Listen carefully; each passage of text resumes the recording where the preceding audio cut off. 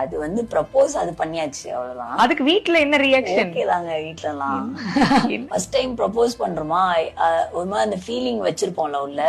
ஐயோ இப்ப சொல்லாமா வேணாமா, ஐயோ அவன் வேற உள்ள வந்துட்டான், என்ன நடக்குது, அவன் எதோ சொல்லிட்டு இருக்கான், நான் யோசிச்சுட்டு இருக்கேன் பண்ணலாம் வேணாமா வேணாம் அப்படிதான் எனக்குள்ள உள்ள இருந்தது. சரி ஓகே இப்பயே சொல்லிடுவோம். நான் யோசிக்கல, நம்ம பெரிய ஷோல இருக்கோம், அம்மா அப்பா என்ன சொல்லுவாங்க, ஏன்னா ஆல்ரெடி ஃப்ரெண்ட்ஸ்ன்னு தெரியும் அம்மா அப்பாக்கு. சோ அம்மா கிட்டயும் பிடிக்கும் அப்படி எல்லாம் தெரியும்.